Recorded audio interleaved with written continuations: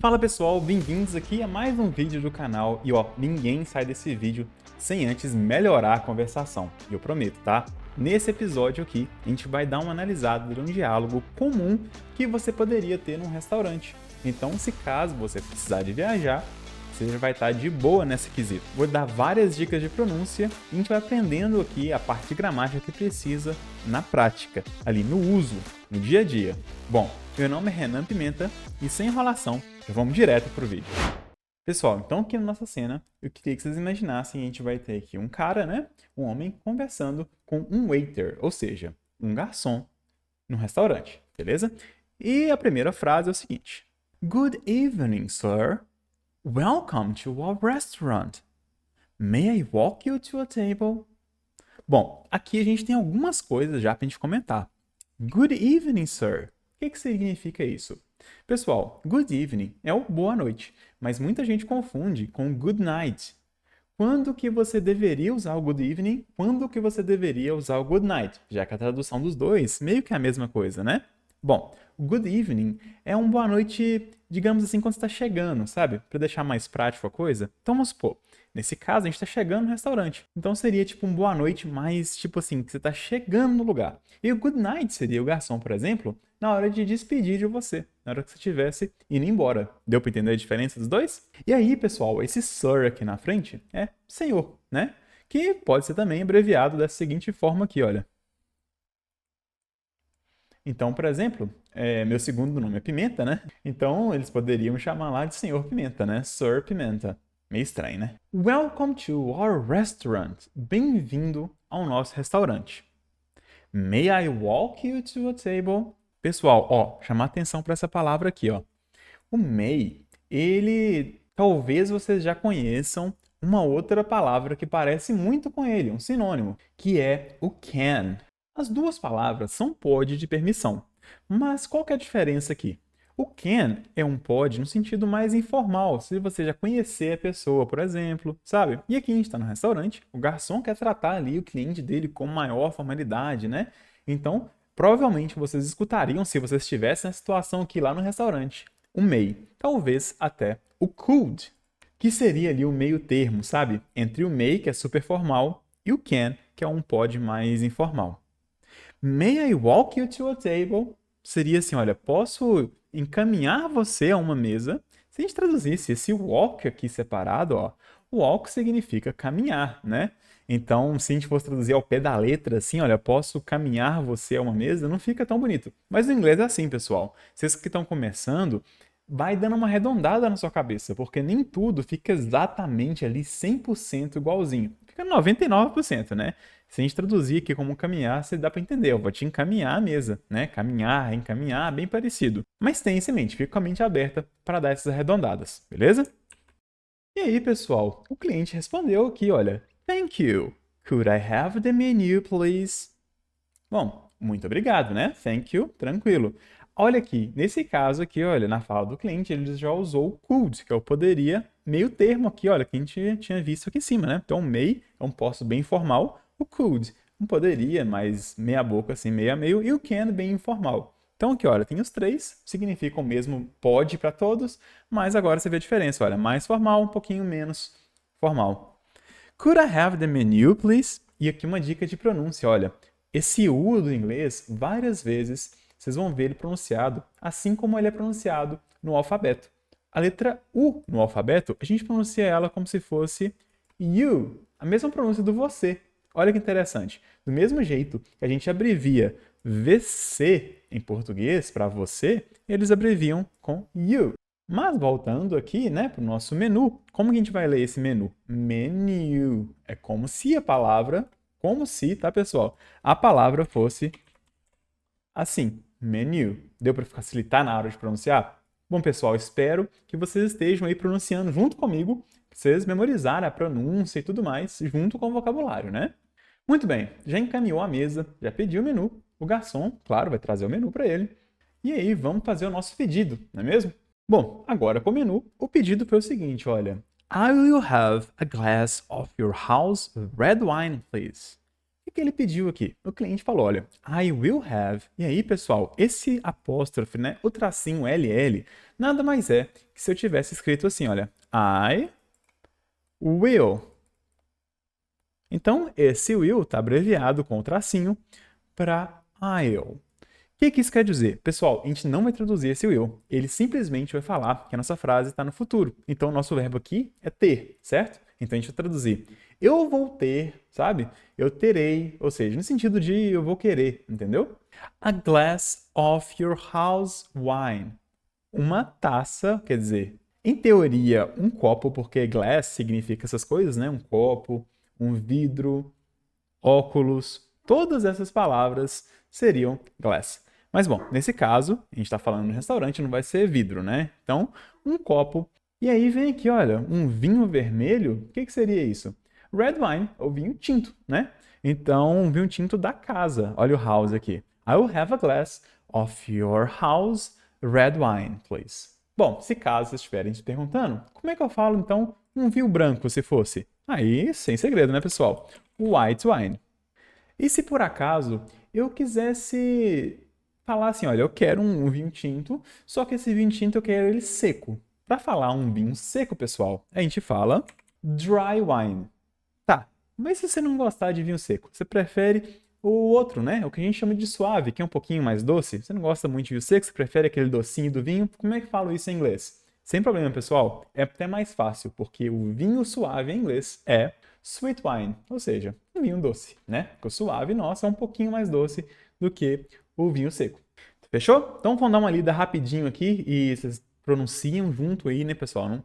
Sempre usa a oportunidade para treinar, tá? Vamos dar uma olhada até agora como é que tá. Good evening, sir. Welcome to our restaurant. May I walk you to a table? Thank you. Could I have the menu, please? I will have a glass of your house red wine, please. Então, até então, já sentou, já pediu.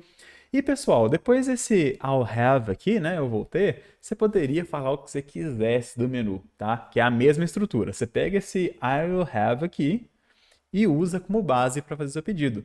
Então, por exemplo, você não quer beber um red wine, mas você quer beber, por exemplo, refrigerante. Então, você fala I'll have soda, please.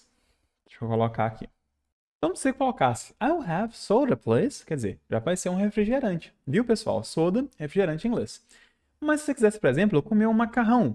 Então, se você quisesse comer um macarrão, por exemplo, você falaria I'll have pasta with cheese. Ou seja, um macarrão com queijo. Então, deu para entender, pessoal? Esse I'll have é um ótimo universal, assim, que você pode usar tanto no restaurante chique, como esse caso aqui, onde você vai comer vinho, ou então numa lanchonete mesmo. Se você quisesse comer um refrigerante com um pedaço de pizza, você poderia falar I'll have pizza with soda, please. Então é assim, pessoal. A gente vai aprendendo aqui no vocabulário e você vai vendo que vai dar para usar em vários contextos, viu? Inclusive, essa é uma dica que eu dou pro pessoal quando tá aprendendo. Agora que você já está sabendo esse vocabulário aqui, você está anotando alguma coisa assim, tenta refazer em outros contextos.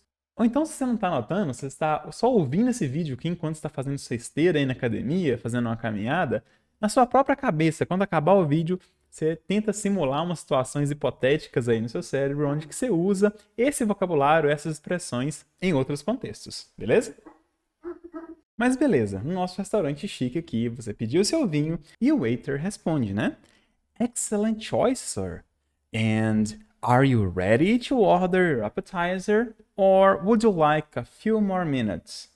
Bom, vamos para as traduções. Excellent choice. Excelente escolha. O sir a gente já viu lá em cima, né? Que é senhor, bem educado.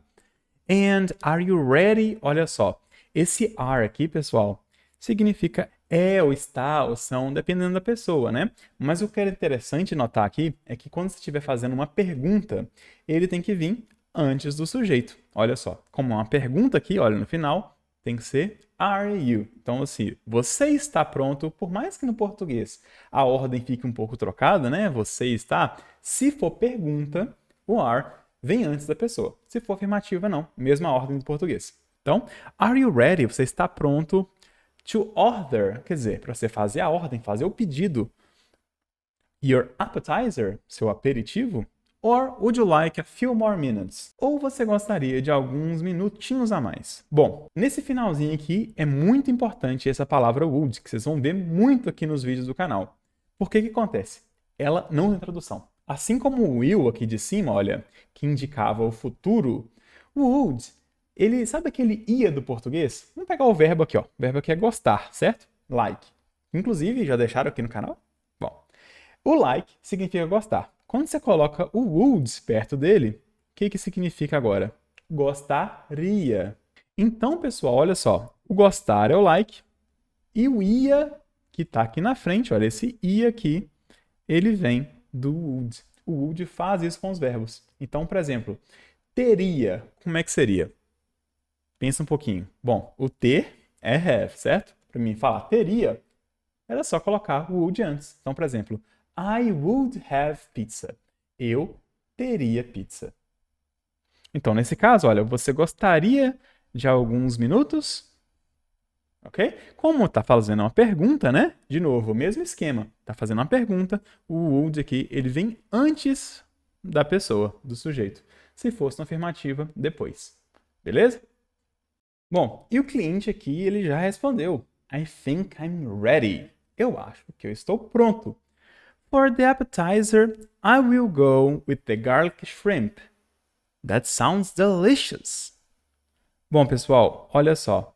Esse I think significa eu acho, que é maravilhoso também em vários contextos agora da sua jornada do inglês. Porque sempre que alguém te perguntar alguma coisa, por exemplo, o que você achou do jogo ontem, né? Você pode começar a falar com I think, que significa eu acho, entendeu? Você poderia usar in my opinion também. Mas o I think é o mais comum, assim, é bem informal, bem do dia a dia, fácil de lembrar, né? Então, I think I'm ready. Então, ele falou, olha, eu acho que eu estou pronto para fazer o pedido, né?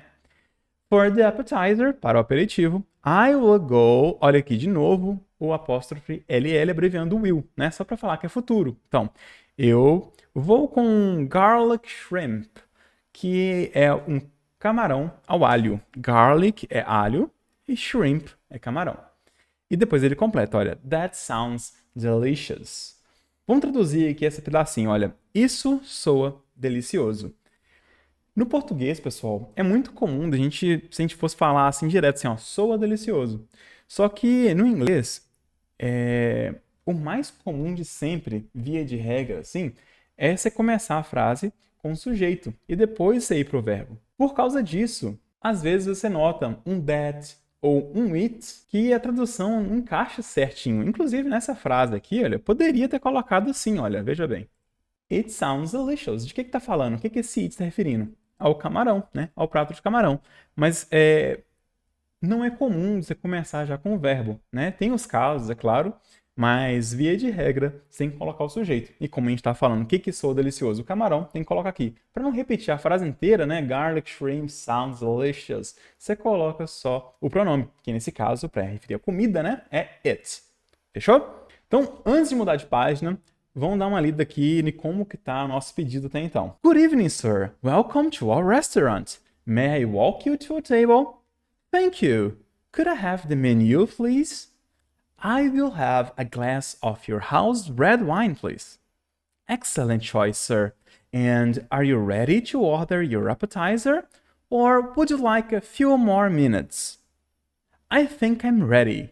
For the appetizer, I will go with the garlic shrimp. It sounds delicious. Então, depois da escolha feita para o appetizer, o waiter responde, Great selection. Our garlic shrimp is a popular choice. And for the main course? Então, aqui, pessoal, ele fala, olha, great selection, ou seja, ótima seleção. Nosso garlic shrimp, que a gente viu ele agora, né, que era o camarão ao alho, is a popular choice. Então, na hora de falar esse popular aqui, olha, para ficar bem com sotaquezinho americano, a gente faz aquele negócio do U, que eu falei ali há pouco. Então, o U soa como o U, que é o U no alfabeto. Então, a gente fala popular. Tenta aí, vê se você consegue. Popular. And for the main course. E olha que legal, pessoal. E para o main course. Isso aqui, pessoal, significa prato principal. Mas olha que viagem. Muita gente confunde essa palavra aqui, olha, que existe no inglês. Principal. que significa principal? Principal, pessoal, é diretor de escola, viu? 99% dos casos, o principal, você vai entender ele como diretor de escola. E não tem nada a ver com o nosso contexto aqui do restaurante, né? Então, o nosso principal aqui é main. E esse course aí não significa curso? Sim, pessoal. E nesses restaurantes chiques, é bem comum de ter um 3-course dinner. O que seria um 3-course dinner? Um 3-course dinner, pessoal, significa o seguinte: é um jantar de 3 cursos. O curso primário ali.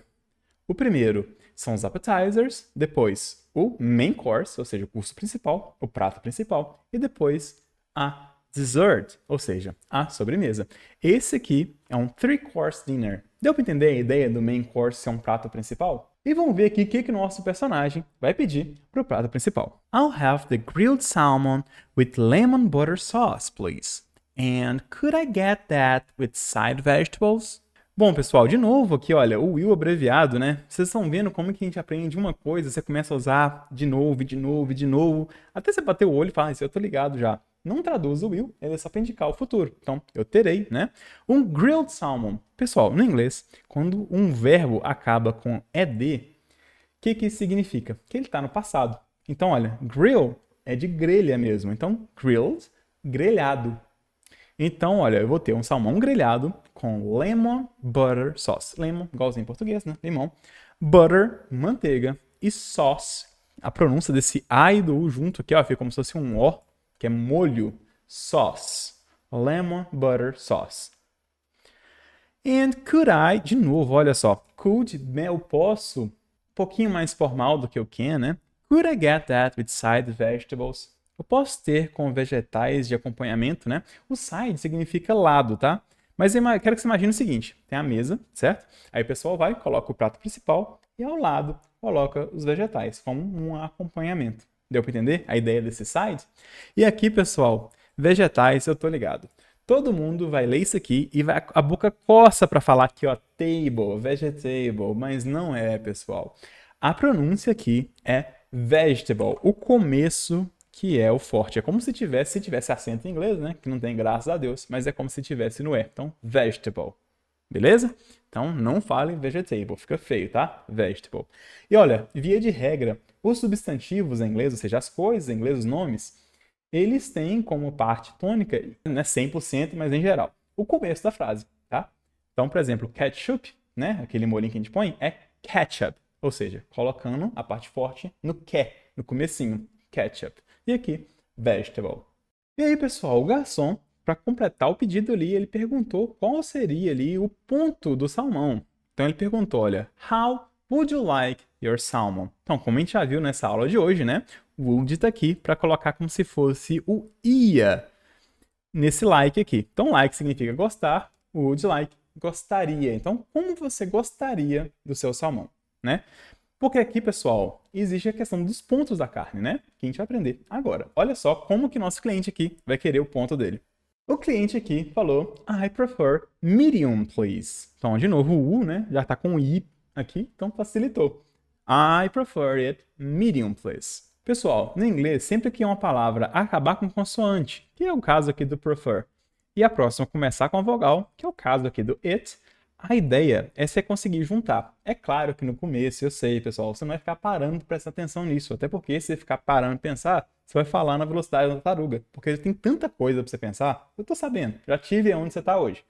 Mas vai tentando fazer isso com o tempo, sem forçar, devagarzinho, mas vai tentando. Então, ao invés de ler, por exemplo, I prefer it, você tenta ler junto, olha, I prefer it medium, please. Você não precisa de ler rápido, é só ler junto. I prefer it medium, please. Tenta pra você ver, olha como é que fica melhor. E esse ponto aqui, pessoal, como dá para entender, é o ponto, né? Não é nem mal passado, nem bem passado, é medium. O mal passado, pessoal, é uma palavra bem curiosa. Você escreve assim, olha. Rare, olha só que coisa, como se fosse raro, né? Esse é o mal passado. O médio, né? O medium seria o ao ponto. E o bem passado, pessoal, é well done.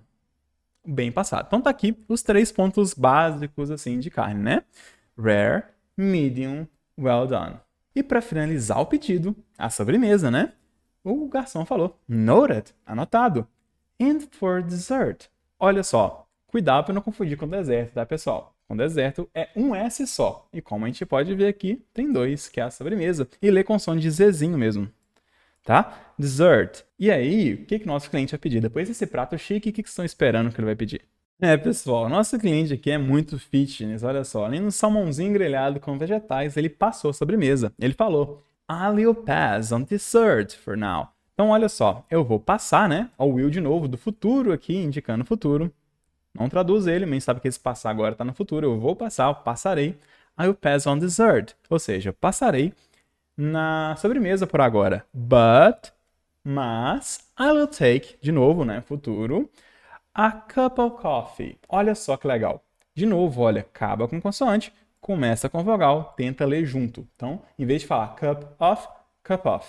A cup of coffee. E, pessoal, o cup, por mais que pareça muito com copo, é xícara, ok? O copo é o glass, igual ele pediu lá do vinho, vocês lembram? Glass of wine? Pois é, o glass é para taça ou para copo. E o cup aqui é para xícara, tá? Então, olha, cup of coffee. After the main course, depois do prato principal, né? Outro fato curioso aqui, pessoal. Sabe aquela expressão em português quando você fala assim, olha, isso não é minha praia? Sabe como é que fala isso em inglês? Isso não é minha xícara de chá. My cup of tea. Então, em vez de ser cup of coffee, essa expressão não é minha praia, né? It's not my cup of tea. E na hora que a gente vai ler isso, a gente abrevia tanto esse off que fica como se fosse assim, olha. Cup of tea, que o O no alfabeto em inglês é O, né? O-U. Então a gente lê cup of tea, cup of coffee. É muito mais fluido do que falar cup of coffee, né? Até porque tem esses dois Fs aqui que o som não fica legal. Então a gente lê tudo juntinho, cup of coffee, cup of tea. Beleza? Então, olha, já teve os appetizers, já teve o main course, já teve a dessert. E agora é só agradecer o garçom e correr para comer, né? Esperar chegar. Your order will be here soon. If you need anything else in the meantime, feel free to let me know. Enjoy your meal. Então, olha, seu pedido, né? Your order, como a gente já viu lá atrás. O will de novo no futuro, né? Então, estará, aqui tá no estar aqui o be. Então, estará aqui em breve. Here soon.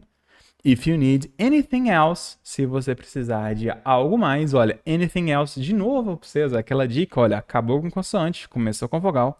Anything else, in the meantime, no meio tempo, feel free to let me know. Muita gente acha que free é de graça, né?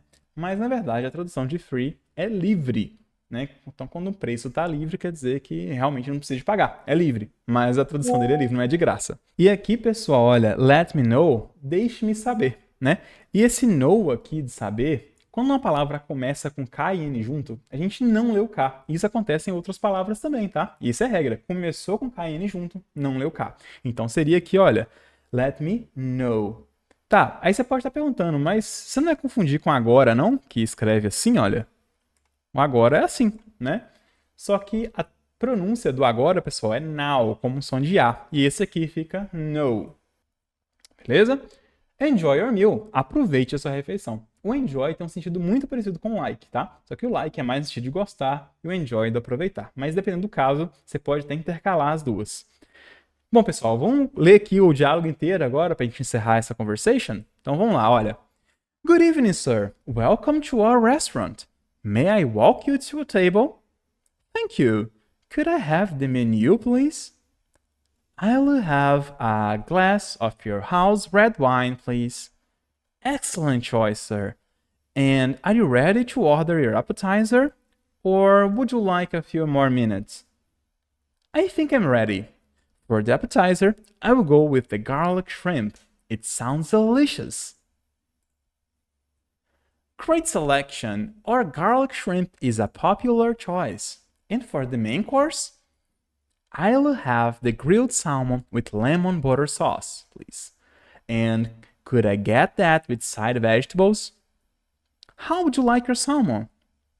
I prefer it medium, please. Noted. And for dessert?